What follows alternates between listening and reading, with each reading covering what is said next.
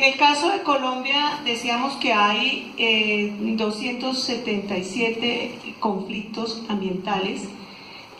Uno puede observar en el mapa, ustedes pueden entrar a ese mapa que todos los días se está alimentando con información.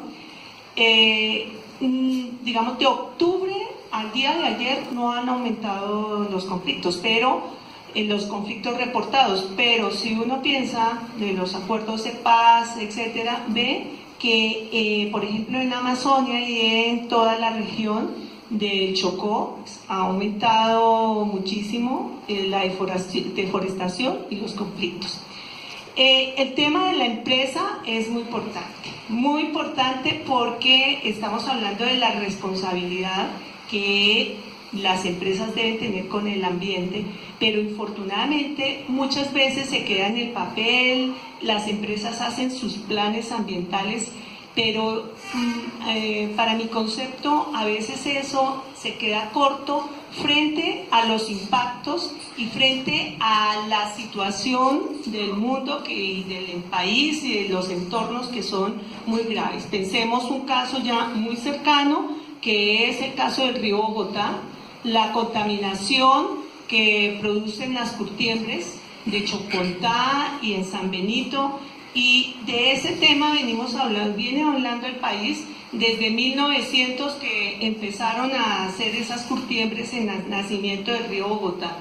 Se han hecho, hay sentencia del Consejo de Estado y eso no se mueve, ahí está.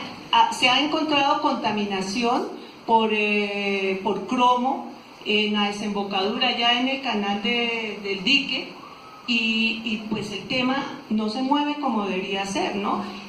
Yo lo que quiero hacer es un llamado para que, digamos, entendamos el problema. El tema ambiental no sea un tema menor ni en la academia ni en las empresas, sino que se tenga en cuenta esto porque es la sobrevivencia de nosotros, del planeta, de las especies.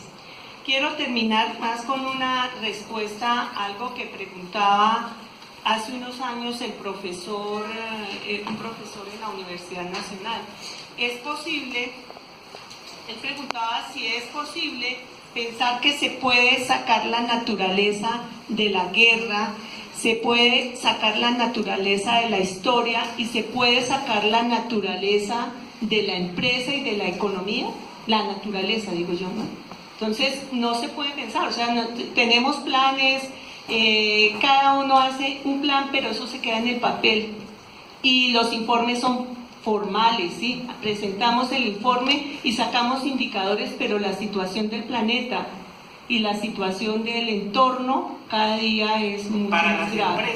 ¿Sí? Para las empresas el encuadre jurídico y político está dado, por supuesto, por unos instrumentos internacionales que han intentado meter en cintura la actividad corporativa y la actividad empresarial de todo tipo, que fundamentalmente han sido liderados desde Naciones Unidas, pero que también ahora último organizaciones muy prestantes de tipo intergubernamental, como por ejemplo la OCDE, la OECD, la Organización para el Comercio y la Cooperación para el Desarrollo, también se han metido en la idea de colocarle algunos límites a la actividad empresarial a través de unas directrices. La OIT también tiene un instrumento, para empresas fundamentalmente para regular temas de derecho laboral de las empresas. Esos son instrumentos básicamente de derecho blando, lo que se llama soft law. Ahí vamos en el debate internacional, que hay una proliferación de instrumentos internacionales de derecho blando que buscan de alguna manera responsabilizar a las empresas frente a las violaciones que puedan causar en los derechos humanos de las personas y de las comunidades. Pero eso se está moviendo fundamentalmente en un plano de derecho blando o soft law, tanto en Naciones Unidas como en la OIT, como en la OECD.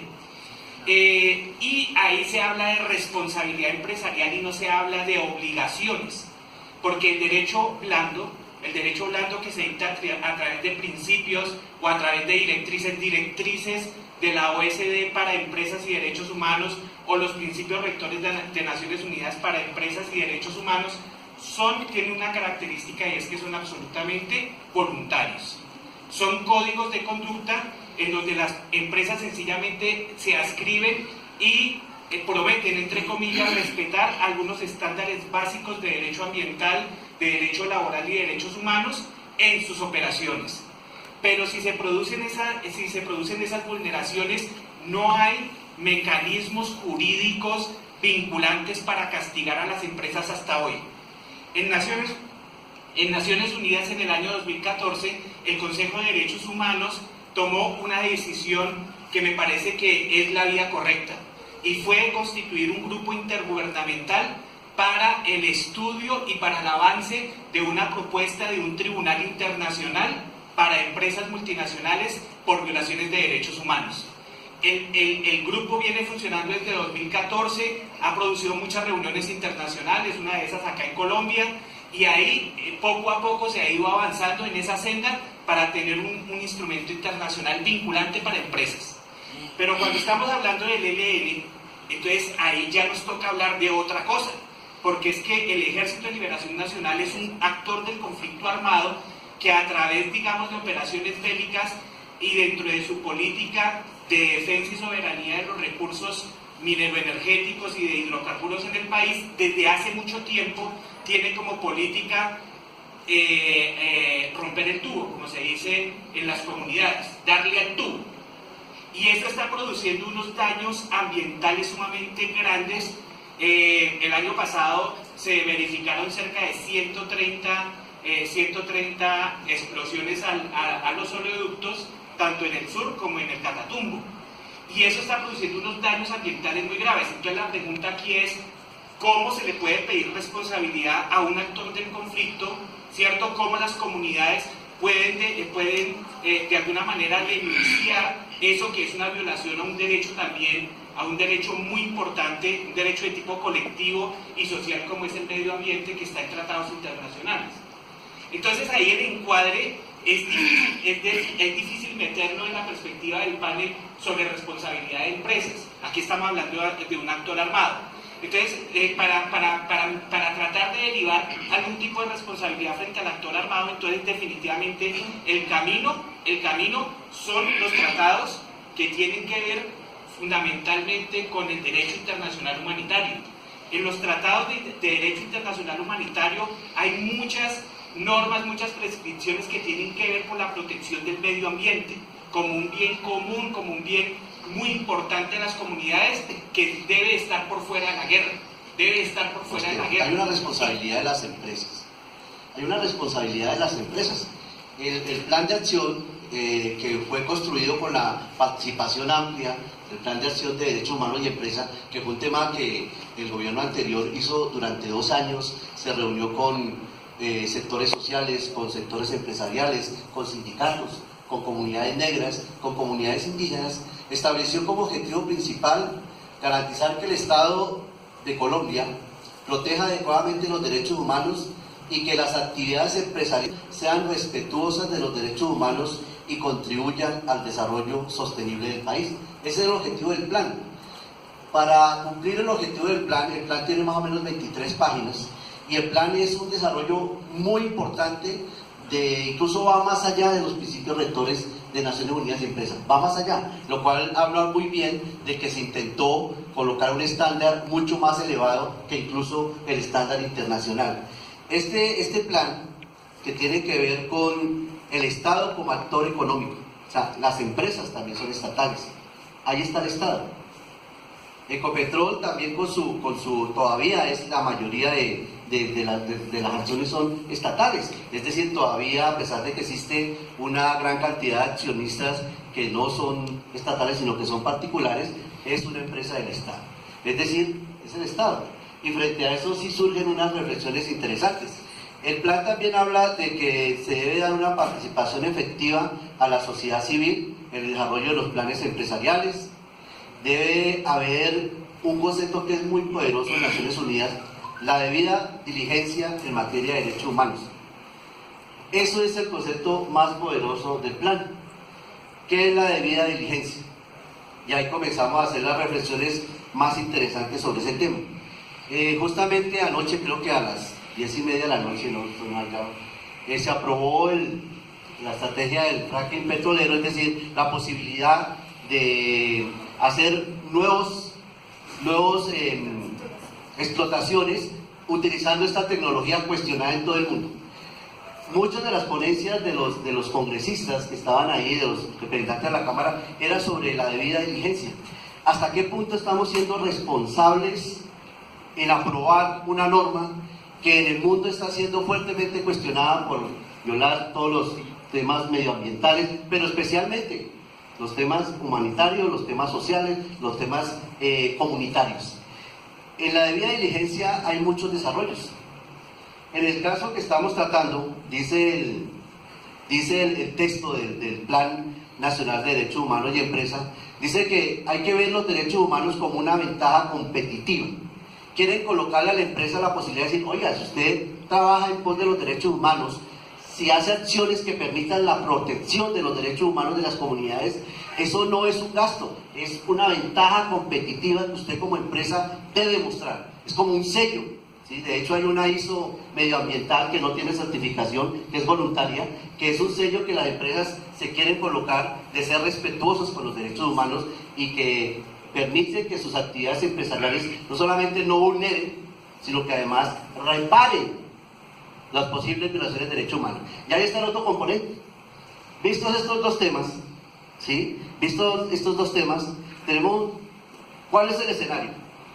El escenario de un actor armado que permanentemente tiene como estrategia volar el oleoducto, que son 460 kilómetros, creo que son de oleoducto, pero eso no es nuevo. ¿Cuánto hace que el ELN está, como dice el profesor Libardo, volando el tubo? ¿Eso es de ayer, de antier? ¿20, 25, 30, 40 años? ¿Dónde tomamos el concepto de debida diligencia de la empresa? Es decir, claro que la responsabilidad y el reproche social y jurídico en toda su magnitud es hacia el ELN. Eso no me da la menor duda. La responsabilidad es del ELN. Pero entonces, ¿será que después de 50 años de que este actor armado sigue atentando contra el oleoducto, no habrá una responsabilidad de la empresa en las labores de prevención de debida diligencia frente a esas acciones del actor armado? Y el capítulo 5 dice que más o menos la debida diligencia permite una mejor gestión de los riesgos e impactos en derechos humanos que se ocasionen por la actividad empresarial. Esa crisis humanitaria y esa violación de derechos humanos que comete el actor armado es debido a ¿qué? ¿Debido a qué? A una actividad empresarial. Esa actividad empresarial genera muchísimos recursos a sus accionistas y especialmente al Estado. Es decir, si se marca en una actividad empresarial, si no existiera el tubo, si no existiera el oleoducto, si no existiera la explotación, es probable que el actor armado no tuviera un incentivo para cometer ese crimen, que además es un crimen de guerra, ¿sí? Y que tiene una responsabilidad penal internacional. Plantados en este punto, ¿qué debería hacer Ecopetrol? Además de denunciar, que debe seguir denunciando, además de llevar estos escenarios internacionales, que lo debe seguir haciendo. Dice aquí, dice algo más sobre el concepto es fundamental porque genera un clima de confianza y de responsabilidad en los procesos, no solamente de las empresas, sino de las comunidades afectadas. ¿Cuántas comunidades afectadas por la oleadura del oleoducto? ¿Cuántas? Las cantidades pueden ser muchísimas. Claro, la responsabilidad sigue siendo del ELN, la penal, la ética, pero la empresa tendría algo que ver con la reparación, porque nosotros hemos visto la diligencia y la rapidez con que Ecopetrol llega al sitio a descontaminar. Eso es muy positivo, claro que lo es. Tratar de que la contaminación no se siga extendiendo, claro que lo es. Pero ¿y las comunidades?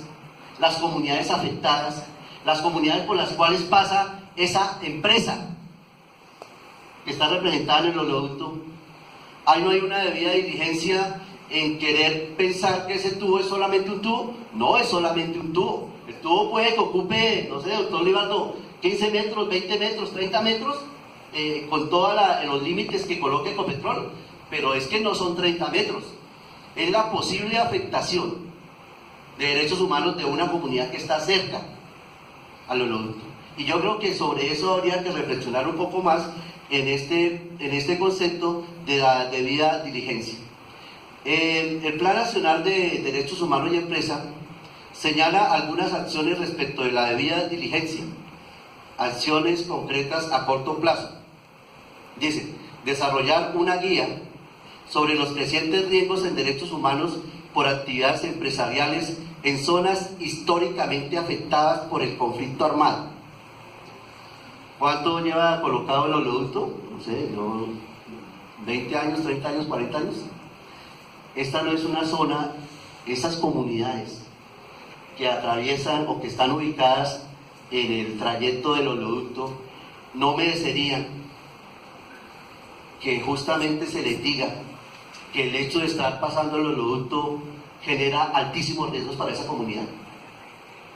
Y en lo que iba a venir de invitado un representante, Nelson Berrío, que es un representante de la USO, que tenía un poco claro el tema de que generalmente cuando se coloca un oleoducto, pues no hay temas de participación comunitaria. O sea, prima el sentido del bien común.